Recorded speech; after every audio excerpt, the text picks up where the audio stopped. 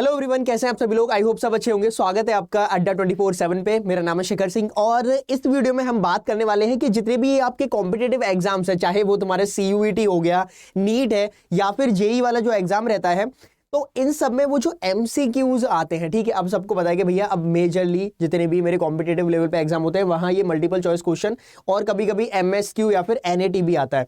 पर इस वीडियो में हम फोकस करेंगे ये जो मेरे MCQs होते हैं इनको हम कैसे अटेम्प्ट करें, कैसे उसको मतलब विद आर कॉमन सेंस, ठीक है, नॉलेज हम लेके आए हैं। होता क्या है कि सब लोग सेम चीज पढ़ के आए हैं, सब लोग एग्जाम में बैठे हैं, सेम चीज पढ़े हैं वहां। अब तुम जब एग्जाम में बैठ गए हो तो अब तुम्हारा वो जो नॉलेज के साथ कॉमन सेंस भी काम आता है, ठीक है। तो उस कॉमन सेंस को कैसे यूज करना है, कैसे क्वेश्चन में से जो ऑप्शन है, 4 ऑप्शन है भैया, आपको पता है कि हर एक ऑप्शन की मेरी 25% मतलब या फिर बोलूं 0.25 प्रोबेबिलिटी होती है।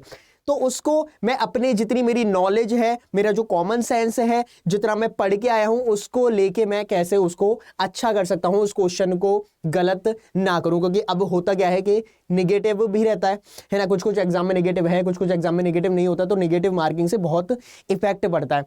तो शुरू करते हैं। कुछ इंपॉर्टेंट पॉइंट्स मैं लिख के लाया हूं, ठीक है, आप उस पर थोड़ा सा गौर डालिएगा, ठीक है। ये 3 पॉइंट्स मैंने लिखे हैं। 3 पॉइंट्स पढ़ने से पहले सबसे पहले ध्यान रखना कि भाई सबको पता है कि यार 1-2 मेथड तो सबको ही पता होते हैं कि भैया एक है मेरा जुगाड़ मेथड, जुगाड़ जिसको इंग्लिश में अपन हिट एंड ट्रायल मेथड भी बोलते हैं। तो ये अब ये हिट एंड ट्रायल मेथड क्या है, जैसे बहुत इंपॉर्टेंट है सुनना, ये आपका काम आएगा। मैंने भी एग्जाम दिए हैं, मेरा उसमें भी काम आया है, ठीक है। मैंने तुम्हारे अच्छे अच्छे कॉम्पिटेटिव लेवल के जो भी PG वाले एग्जाम है, IIT जैम होता है, तो वहां पे भी कुछ कुछ क्वेश्चंस होते हैं जहां आपको कॉमन सेंस यूज करना ही पड़ेगा, hit and trial method use करना ही पड़ेगा। तो अब ये होता क्या है, सुनना। देखो, जैसे मेरे पास कोई भी क्वेश्चन आया, जैसे मैं केमिस्ट्री पढ़ाता हूं, तो केमिस्ट्री का अगर क्वेश्चन आया कि एल्डोल कंडेंसेशन के बारे में रिएक्शन पूछी है, तो अगर आपकी एल्डोल कंडेंसेशन है तो उसमें अगर अल्फा H है तो एल्डोल होगा, नहीं है तो कैनेजारो रहेगा। तो ये जो ऑप्शन है ना कि आपको पता है कि कहां से क्या बनता है, तो अगर आप ऐसे कनेक्ट कर पाते हो तो बहुत अच्छी बात है। इससे होता क्या है कि भाई साहब हिट एंड ट्रायल मेथड से मैंने 2 ऑप्शन तो ऐसे ही उड़ा दिए। अब वो जो 2 ऑप्शन बचे तो भैया उसमें 50-50% तो है ना प्रोबेबिलिटी, तो अब उसमें तो तुम लगा ही सकते हो, है ना। तो एक तो ये हो गया, और एक जो आपने बहुत जगह भी सुना होगा कि एक होता है मेरा एलिमिनेशन मेथड।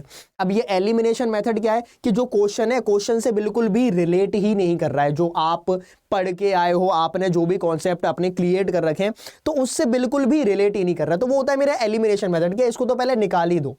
अब जब निकाल दोगे एक ऑप्शन और बढ़िया रहा, तो भाई साहब अगर तुम्हारे 3 ही ऑप्शन निकल गए तो एक ही बचता है। और कभी कभी पेपर में होता क्या है कि कोई भी कॉम्पिटेटिव एग्जाम हो, अगर मैं CUET की बात करूं फॉर एग्जांपल, तो CUET में कभी कभी क्या रहता है कि कुछ कुछ ऑप्शन ऐसे होते हैं कि आपको जस्ट क्वेश्चन देखोगे ना तो तुम्हें समझ आ जाएगा अरे यही ऑप्शन है, ठीक है। तो दिमाग में अगर जब तुम पेपर देने जाओगे, वहां बैठोगे सीट पे, तो दिमाग में 2 चीजें ध्यान रखनी है। एक तो कॉन्सेप्ट तुम्हारा जनरेटेड है, यहां पे तुम्हें चीजें आती हैं, कॉन्फिडेंस रहो, ठीक है। कॉन्फिडेंट में अगर बैठोगे और एक बार कॉन्फिडेंस जनरेट हो गया, उसके बाद फिर जब वो कोई भी क्वेश्चन आए वहां अपना कॉमन सेंस लगाना है कि ये मैंने पढ़ा था या नहीं पढ़ा था।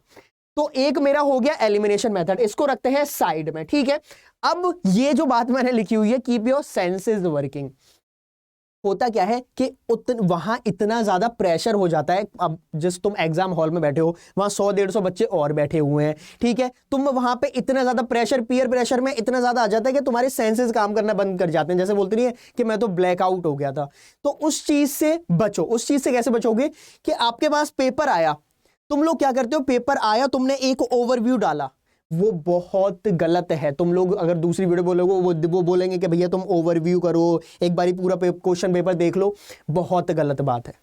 होगा क्या, तुमने ओवरव्यू डाला, तुमने देखा कि अच्छा है ये भी क्वेश्चन है, ये भी क्वेश्चन है, वहां तुम्हारी वो जो पेरिफेरल ब्रेन है ना, वहां से तुम्हें मालूम पड़ जाता है कि अरे ये तो मैंने पढ़ा नहीं था, ये मैंने पढ़ा नहीं था। तो जो जिस क्वेश्चन पे तुम अटेम्प्ट करोगे वो क्वेश्चन तो भूल जाओगे, और बाकी के जो क्वेश्चंस तुम करने वाले थे वो तो दिमाग से निकल ही जाएंगे उन क्वेश्चंस के चक्कर में। तो कभी भी ये ओवरव्यू या फिर मैं सारे पहले एक बारी पेपर देख लेता हूं कैसा है ना, पेपर आया पेज 1 पे मैं रहूंगा। आजकल वैसे भी वो तुम्हारा NTA, मोस्टली NTA सारे पेपर कराती है, और NTA कराएगी तो ऑनलाइन ही रहेगा। तो ऑनलाइन होता है तो बहुत अच्छा है। ऑनलाइन में तुम्हारे स्क्रीन पे खुल गया, पहला क्वेश्चन आ गया, भैया पहले से मैं स्टार्ट कर दूंगा। ये नाटक नहीं करूंगा कि मैंने पहले पूरा पेपर देखा, मेरा दिमाग खराब हो गया कि अरे यार वो जो मैंने पढ़ा ही नहीं था। पहला क्वेश्चन अटेम्प्ट करो, नहीं आ रहा दूसरे पे, नहीं आ रहा तीसरे पे, नहीं आ रहा है तो कूद के 50 पे मत चले जाना, अटेम्प्ट करते जाओ। और अच्छी बात है एनडीए क्या करती है कि आप उसको मार्क कर दो ना, मार्क कर दो कि मैंने कर रखा है, जैसे दूसरा कलर आ जाता है, ब्लू कलर आ जाता है कि मैंने मार्क कर दिया लेकिन मैं उसको फिर से रिव्यू करूंगा, मार्क एंड रिव्यू वाला ऑप्शन होता है, ठीक है। तो कीप योर सेंसेस वर्किंग, और उसके लिए सेंसेस वर्क करने के लिए आपको अपना जो डोमेन सब्जेक्ट है, जो मेन सब्जेक्ट है, वो अच्छे से आना चाहिए। ऐसा नहीं होगा कि आप पहुंच गए कि भैया चलो आज जय माता दी करेंगे, ये कुछ नहीं है यार, ठीक है। ये बहकावा है, ये दिखावा है कि अरे मैं तो ये करके आया वो करके आया, कुछ नहीं है, कुछ नहीं मिलेगा तुम्हारा, वहां टाइम वेस्ट होगा, तुमने जो पेपर में मतलब जितने पैसे दिए हैं वो सब वेस्ट होगा। पढ़ाई करो अच्छे से, पढ़ाई करोगे तभी ये देखो। होता क्या है कि तुम लोग सोच के चलते हो कि अरे हम तो ऐसे ही कर लेंगे, जब तक आप पढ़ के नहीं आओगे ना तो ना तुम्हारा लक साथ देगा ना तुम्हारे सेंसेस साथ देंगे, समझ आया। लक भी उनका साथ देता है जो मेहनत करते हैं, जो पढ़ाई करके आते हैं, तुम्हारा फ्री में लक भी काम नहीं करेगा, ठीक है। उसके बाद आते हैं इधर, यहां लिखा हुआ है use your concepts to figure out most probable answer. अब ये क्या है, ये उनके लिए है जो ऐसा एग्जाम देते हैं जिनमें कैलकुलेशन बहुत ज्यादा है ना, कुछ ऐसी कोई मतलब बहुत ज्यादा लेंदी कैलकुलेशन आ गई और आपको पता है कि मेरे पास टाइम बहुत लिमिटेड होता है। भाई कॉम्पिटेटिव एग्जाम्स में टाइम लिमिटेड होता है, एक एक सेकंड, 5-5 सेकंड में तुम्हारी रैंक हजारों में चली जाती है। मैं ये सारे एग्जाम्स की बात कर रहा हूं, चाहे वो तुम्हारा नीट, सीयूईटी या फिर जी रहे। तो अगर आपके पास कोई भी ऐसी बहुत ज्यादा लेंदी कैलकुलेशन आ रही है तो तुम उसको राउंड ऑफ करते चले जाओ। तो कभी कभी क्या होता है कि जो आपका आंसर है और वो ऑप्शन के 1-2 नंबर इधर उधर हो जाता है, तो आप उसको टिक करके आओ। तो ये चीजें ना आपको प्रैक्टिस से आती है। यहां मुझे वैसे बड़ा बड़ा लिखना चाहिए था ये सब छोड़ के कि प्रैक्टिस प्रैक्टिस और प्रैक्टिस, 3 ही चीजें हैं, प्रैक्टिस है और तीसरी भी प्रैक्टिस ही है दोस्त।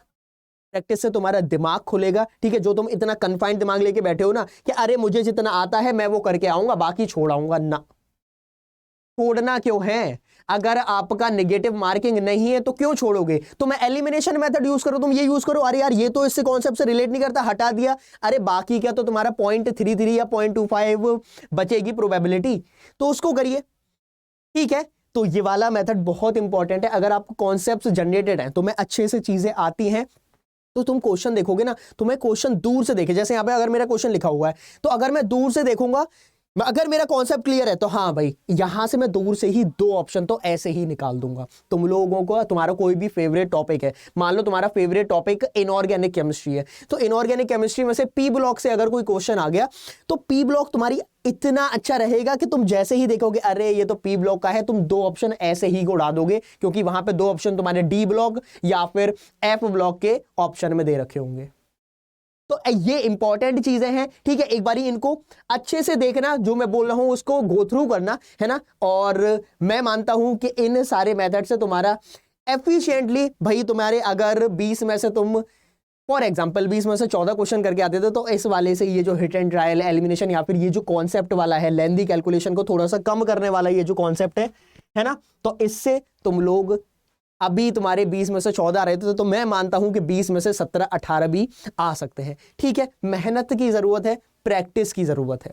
तुम सोचो कि एक रात मैं उठूंगा, एक रात पहले मैं उठूंगा, मैं कुछ नहीं एक बारी बस गो थ्रू कर लूंगा और वहां जाके जय माता दी और वो सब करूंगा, कोई फायदा नहीं है, टाइम वेस्ट होता है, ठीक है। तो एमसीक्यू जितने भी है उसको अच्छे से करिएगा। ये जो यहाँ पे 40/50 ये क्या है कि ये मैं सीयूईटी के लिख के लिए लाया था कि सीयूईटी में क्या होता है कि तुम्हारे 50 क्वेश्चन है, 40 करने होते हैं, ठीक है। तो वो चीज ध्यान रखनी है आपको। बाकी सभी को ऑल द बेस्ट, सारे एग्जाम्स बस अलाइंड हैं, सीयूईटी, नीट, जेईई, तो प्लीज अच्छे से पढ़ाई करिए और हम लोग आपके लिए लगे ही हैं। मिलेंगे ऐसी ही मजेदार वीडियो के साथ, तब तक के लिए अपना ख्याल रखिए और जितना हो सके अड्डा 24/7 को अपने दोस्तों के साथ शेयर करिएगा। तब तक के लिए bye bye, thank you so much.